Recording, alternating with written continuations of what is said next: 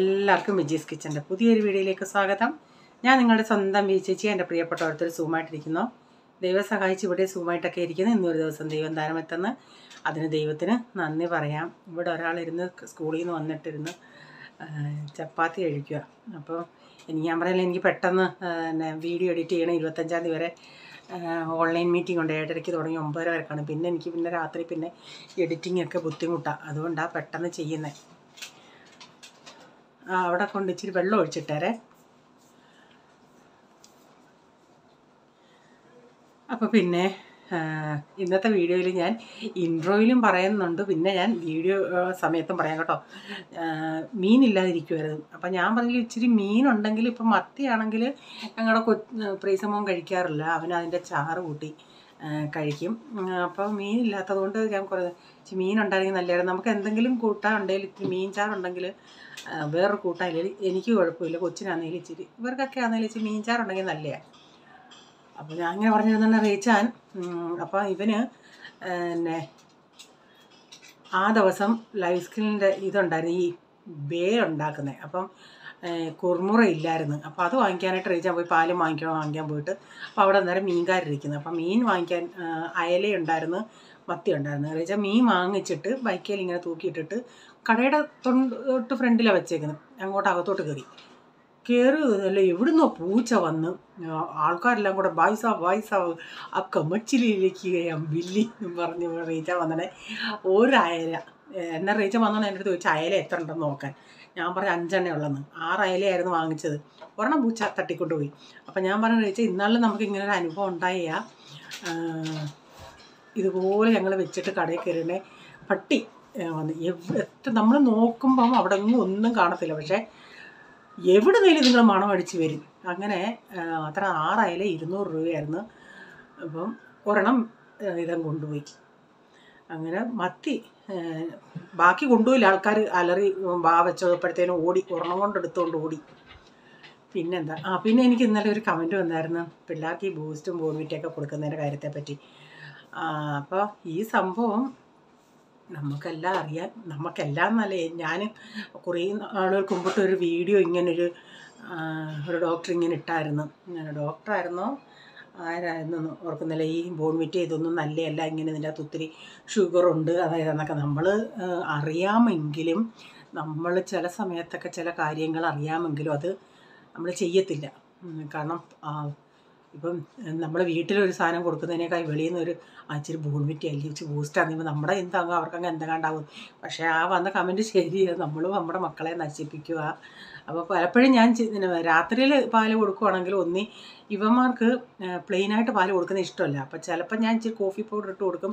മിക്കവാറും ഇതായിരിക്കും കൊടുക്കുന്നത്. അപ്പോൾ രാവിലെ ആണെങ്കിൽ ഇവന്മാർ അല്ലെങ്കിൽ തന്നെ കുടിക്കാൻ ഇവന്മാർക്ക് മടിയാണ്. അപ്പോൾ അതിന് വയറ്റി ചെല്ലട്ടെ എന്നുള്ള രീതിയിൽ നമ്മൾ കൊടുക്കുന്നത് നമ്മുടെ അമ്മമാർക്ക്.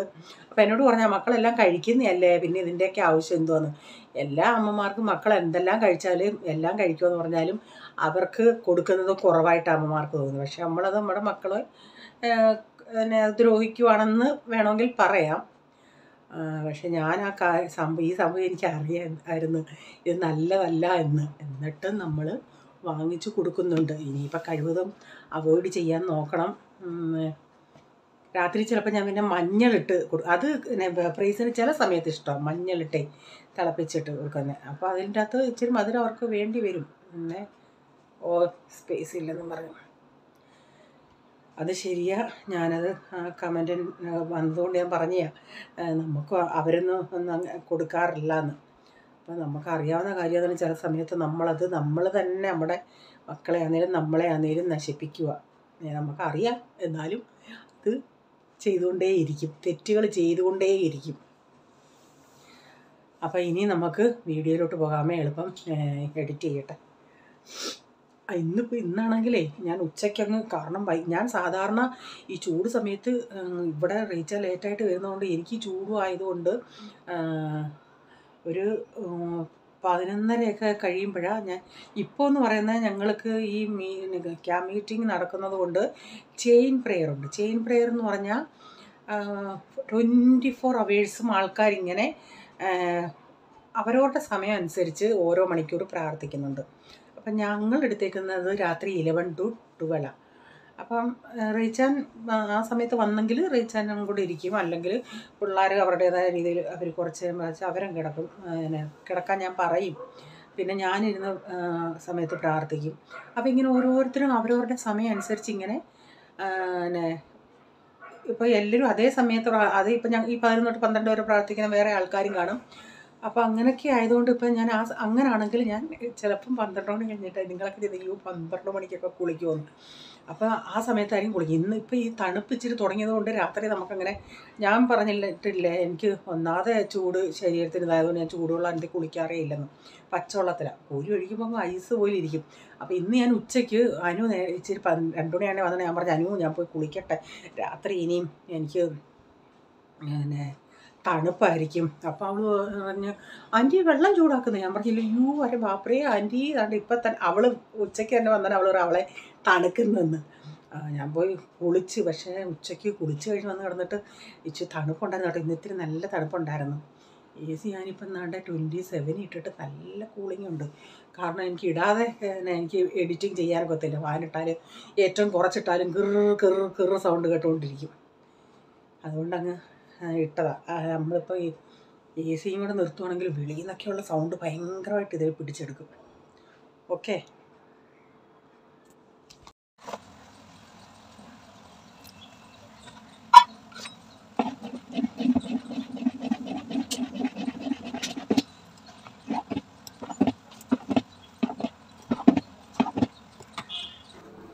അപ്പോൾ ഇന്ന് രാവിലെ ഇഡലിയാണ് ഉണ്ടാക്കുന്നത്. ഇഡലിക്ക് ഞാൻ ഒഴിച്ച് വെക്കുന്നുണ്ട്. പിന്നെ ദോശ വേണ്ടവർക്ക് ദോശ ഉണ്ടാക്കും. അപ്പോൾ ഈ ഒരു തട്ട് നമ്മൾ ആദ്യം ഞാൻ എണീറ്റ് വരുമ്പോഴേ മാവ് ഇങ്ങനെ ഒന്ന് നമ്മൾ മിക്സി കഴുകി വെക്കത്തില്ലേ, ആ വെള്ളം ഊറ്റി കളഞ്ഞിട്ട് അതിൻ്റെ അകത്ത് ഉപ്പിട്ടിട്ട് രാവിലെ ഞാൻ മിക്കവാറും കൂടുതൽ ഞാൻ രാവിലെ ഉപ്പ് മിക്സ് ചെയ്യുന്നത്. അപ്പോൾ ഉപ്പൊക്കെ മിക്സ് ചെയ്തിട്ട് ഞാൻ കഞ്ഞിക്കും പോട്ടെ ചായക്ക് വെള്ളം വെച്ചിട്ടേ ഉള്ളൂ. ഇച്ചിരി ഇഞ്ചി ഇന്ന് ചതച്ചിടുന്നുണ്ട്. ഇഞ്ചി ചതച്ചിട്ടിട്ട് അല്ലെങ്കിൽ എല്ലാം മസാലപ്പൊടിയാണ് ചേർക്കുന്നത്. അപ്പോൾ എന്നിട്ട് ഞാൻ ഇഡലിയും ഒഴിച്ച് വെച്ച്. അപ്പോൾ ഇഡലിയൊക്കെ ഇവിടെ റെഡി ആയിട്ടുണ്ട്. പിന്നെ ഞാൻ ചായയും കൂടെ റെഡിയാക്കട്ടെ.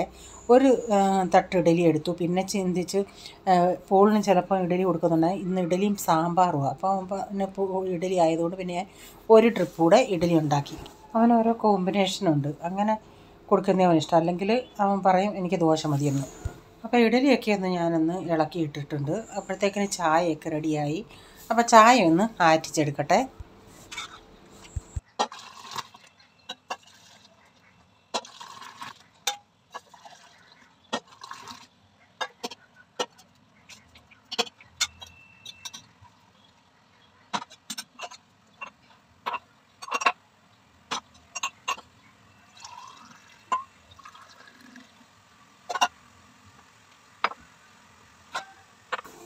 അപ്പോൾ റീച്ചാൻ ബാഡ്മിൻ്റൺ കളിച്ചിട്ടിങ്ങ് വന്നില്ല. അപ്പം ഡാഡിക്ക് ഞാൻ ബ്രേക്ക്ഫാസ്റ്റും കൊടുത്തു. അതിനുശേഷം ഇവർക്കെല്ലാം കൊടുത്തതിന് ശേഷം പിന്നെ ഞാനും കഴിക്കാൻ എടുത്തു. ഞാൻ 2 ഇഡലിയും ഒരു ദോശയും എടുത്ത്. അപ്പം ഞാനിവിടെ പോയി കഴിക്കട്ടെ. ഇങ്ങോട്ട് വന്നേ.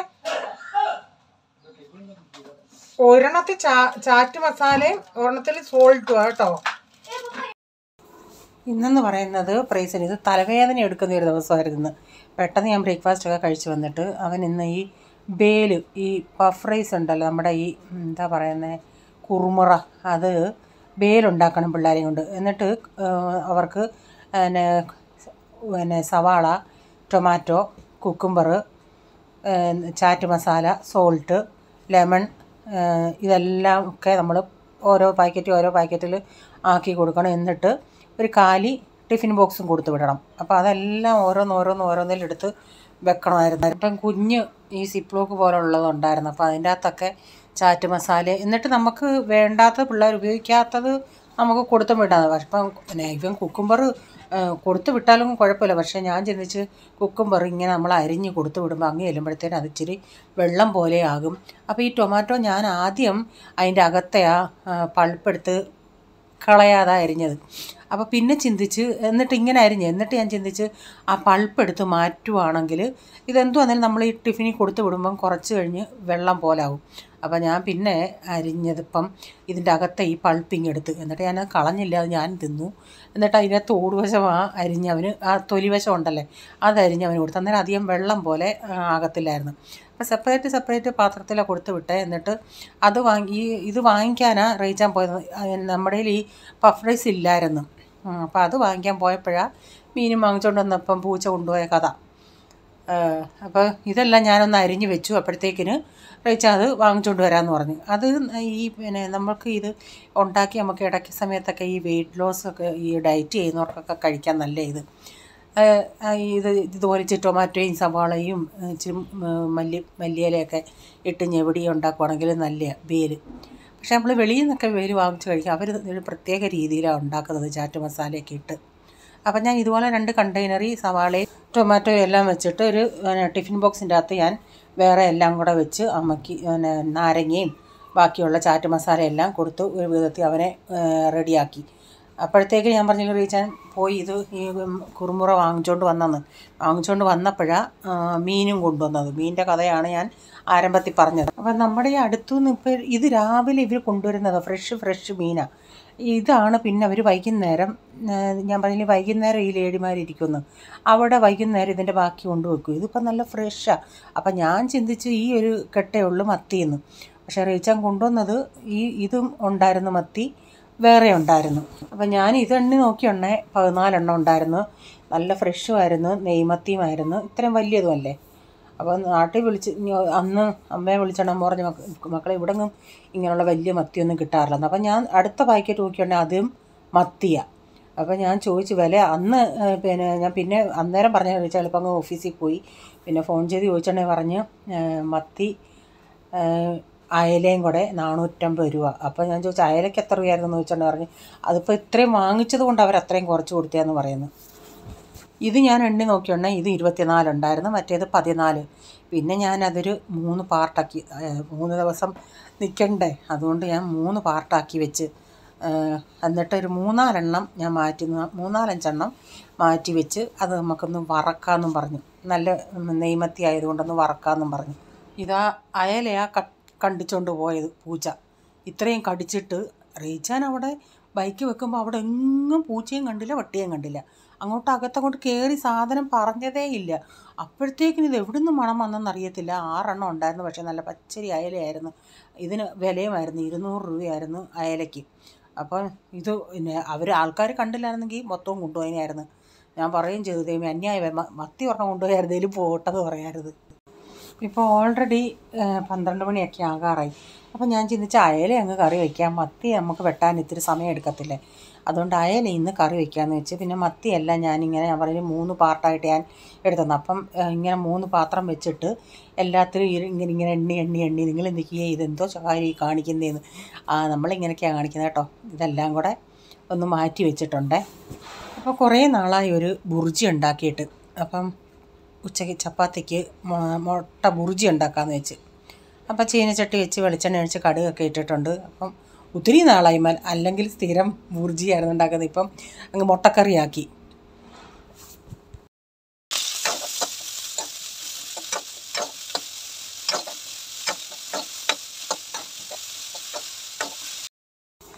അപ്പം ഞാൻ സവാള ഒരു 2-3 ചെറിയ സവാളയായിരുന്നു, സവാളയൊന്ന് വഴറ്റാൻ വെച്ചിട്ടുണ്ട്.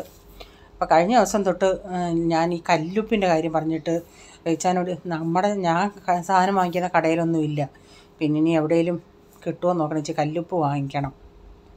പണ്ട് നമ്മൾ നാട്ടിലെല്ലാം കല്ലുപ്പല്ലായിരുന്നു. ഞങ്ങളിങ്ങനെ അമ്മ ഇങ്ങനെ ഒരു ഭരണിക്കകത്ത് കല്ലുപ്പിട്ട് വെള്ളം ഉപ്പുനീരെന്ന് പറയും, വെള്ളം ഒഴിച്ച് കലക്കിയിട്ട് അതിൻ്റെ നമ്മുടെ ഈ കരിക്കട്ട ഇടുന്നുണ്ടേ ആ അഴുക്കുകളെല്ലാം കരിക്കട്ട അബ്സോർബ് ചെയ്യുമെന്നാണ് ശാസ്ത്രം പറയുന്നത്.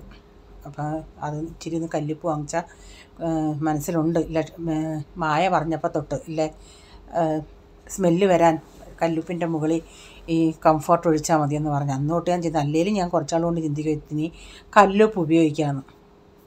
അപ്പോൾ ഞാൻ കുറച്ച് ടൊമാറ്റോയൊക്കെ അരിഞ്ഞ് ഇതിൻ്റെ അകത്ത് ചേർത്ത് ടൊമാറ്റോയൊക്കെ ഒന്ന് വഴന്ന് വന്നിട്ടുണ്ട്. എന്നിട്ട് നടുക്കോട്ട് ഒരു ഇച്ചിരി, ഞാൻ ഇത് അടച്ച് വെക്കാൻ പോയില്ല കേട്ടോ, ഹൈ ഫ്ലെയിമിലിട്ടങ്ങ് ഇളക്കുമായിരുന്നു.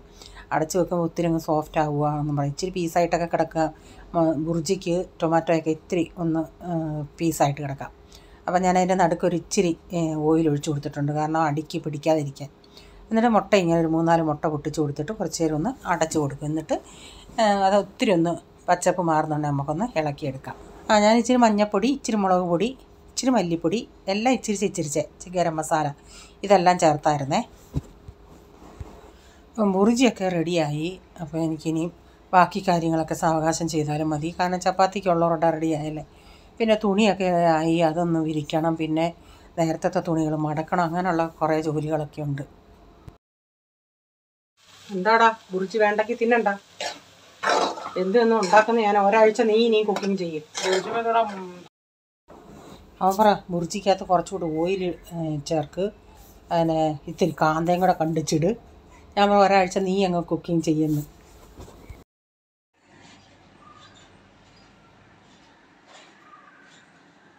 കളിക്കാൻ പോകുന്നില്ലേ നീ ഇന്ന്? പിന്നെ എന്നാ പോന്നെ? നിനക്ക് നാണം ഉണ്ടോടാ പറയാൻ പോളെ? ഈ ഞൊണ്ടിപ്പോയി നീ എന്താ കളിക്കാനാടാ പോന്നെ? നീ ഇപ്പോഴും ഞൊണ്ടിയല്ലേ നടക്കുന്നേ? എന്നിട്ട് അവിടെ പോയി കളിക്കാൻ നീ എങ്ങനെ ഓടുവടാ?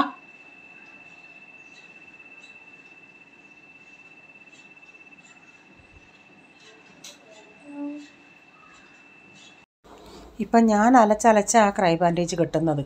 ഇപ്പോഴും അവൻ 2 ദിവസം കൂടെ എണ്ണിയിരിക്കുക താഴെ ബാൻഡേജ്. ഇതിനൊക്കെ ഇത്രയ്ക്കേ വിവരമുള്ളൂ. നമുക്കുടെ ടെൻഷനും നമ്മുടെ വിഷമവും നമുക്കറിയാം, ഇതുങ്ങൾക്കൊക്കെ വല്ലതും വന്നാൽ. അപ്പോൾ അവൻ പറഞ്ഞു മല്ലിയില ഉണ്ടെങ്കിൽ കുറച്ച് മല്ലിയിലയും കൂടി ഇടും മമ്മി. എന്നേരം ഇച്ചിരിയും മല്ലിയില ഉണ്ടായിരുന്നു, അതുകൂടെ ഞാൻ കണ്ടിച്ച് ഇതിൻ്റെ അകത്ത് ഇട്ടിട്ടുണ്ട്. ഇവന് മല്ലിയില ഭയങ്കര ഇഷ്ടമാണ്, എന്തിൻ്റെ അകത്തും മല്ലിയില അങ്ങ് വെതറിയിടുന്ന എൻ്റെ അടുത്ത് പറയുന്നത്.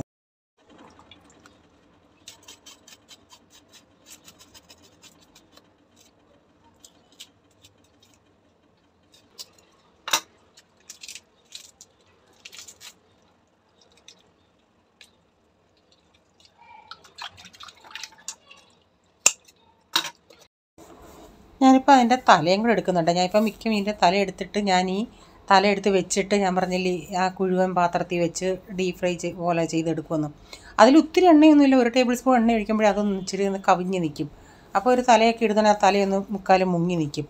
അല്ലാതെ നമ്മൾ ഈ പാൻ്റെ അകത്ത് വെച്ചാലേ ചൂവിന് കഴുത്തിൻ്റെ അവിടെ ഒന്നും മൂത്ത് വരത്തില്ല. അപ്പോൾ ഞാൻ മീനെല്ലാം വെട്ടി കഴുകിയെടുത്ത് പിന്നെ ഇഞ്ചിയും വെളുത്തുള്ളി എല്ലാം വഴറ്റി, എപ്പോഴും നിങ്ങൾക്കറിയാമല്ലേ. ഇനി അരപ്പൂടെ ഒന്ന് തിളച്ച് വരട്ടെ. അപ്പം ഞാൻ ഇന്നലെ കപ്പയുടെ കാര്യം പറഞ്ഞ ആലീസ് പറഞ്ഞ് ഇഞ്ചി നൊയമ്പ് കഴിഞ്ഞിട്ട് കപ്പയും മീൻ കറിയും ഉണ്ടാക്കിക്കോളാൻ. ഞാൻ കഴിവതും മലയാളിക്കടയിൽ കയറാതിരിക്കുക. കയറിയ ആ പുള്ളിക്കാരൻ പറയും നല്ല കപ്പയാണ് പറച്ചിൽ കേൾക്കുമ്പോഴേ നമ്മളങ്ങ് വാങ്ങിക്കും. അതുകൊണ്ട് ഞാൻ കഴിഞ്ഞ സൺഡേ കയറാതെ ഇങ്ങ് വന്നു. അപ്പോൾ തുണിയെല്ലാം ഇവിടെ എടുത്ത് വെച്ചേക്കുന്ന എല്ലാ ഓരോരുത്തരത്തുള്ള പാർട്ട് എടുത്ത് വെച്ചേക്കുക. കുറച്ച് ഞാൻ അവിടെ കൊണ്ട് വിരിച്ചു, എന്നിട്ട് ബാക്കി ഇത്രയുണ്ട്. അപ്പോൾ അതുകൂടെ ഒന്ന് ഇനി മീൻ പറക്കി ഇട്ടിട്ട് തുണി പോയി വിരിക്കാമെന്ന് വെച്ചു. അപ്പോൾ മീൻ കറിയും വെച്ച് പിന്നെ ഇത്തിരി തൈര് ഇരിപ്പുണ്ട്, അതൊന്ന് ഉടച്ച് കുറച്ചേ ഉള്ളൂ, അതൊന്ന് മോര് കറിയും വെച്ച് പിന്നെ ഇന്നത്തെ തോരനൊക്കെ ഇരിപ്പുണ്ട്. അത്രയൊക്കെ മതി. പിന്നെ ഇവർക്കൊക്കെ ഇനി രാത്രിയിലത്തേക്കിനും പോരെ ചോറ് കഴിക്കുന്നു. ഇപ്പം ചപ്പാത്തി കഴിച്ചവർക്കൊക്കെ അത് കൊടുത്ത് പിന്നെ മീൻ അടുപ്പത്ത് വെച്ച് കഴിഞ്ഞ് പിന്നെ പാത്രങ്ങളൊക്കെ കഴുകണ്ടായിരുന്നു. പാത്രങ്ങളൊക്കെ ഞാൻ ഒന്ന് കഴുകിയെടുക്കട്ടെ.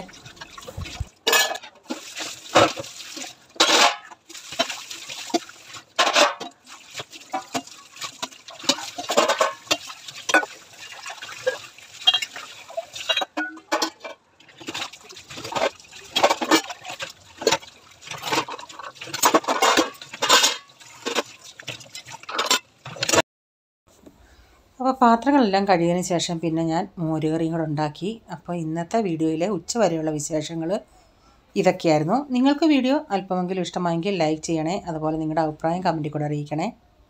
സബ്സ്ക്രൈബ് ചെയ്യാൻ ആരും കാണുന്നുണ്ടെങ്കിൽ വീഡിയോ ഇഷ്ടമായി വീണ്ടും ഈ ചാനൽ നിങ്ങൾക്ക് കാണണമെന്ന് ആഗ്രഹമുണ്ടെങ്കിൽ ഒന്ന് സബ്സ്ക്രൈബ് ചെയ്തിട്ട് ആ ബെല്ലൈക്കോട്ടോട് പ്രസ് ചെയ്യുകയാണെങ്കിൽ ഓൾ എന്നൊരു ഓപ്ഷൻ വരും. അതുകൂടെ പ്രസ് ചെയ്യുകയാണെങ്കിൽ ഞാനിന്ന് വീഡിയോയുടെ നോട്ടിഫിക്കേഷൻ നിങ്ങൾക്ക് ഇന്നും വരുന്നതായിരിക്കും. ഇനി ഒരു പുതിയ വീഡിയോയുമായി വരും വരെ bye. God bless you all. Thank you. Take care. Bye. See U.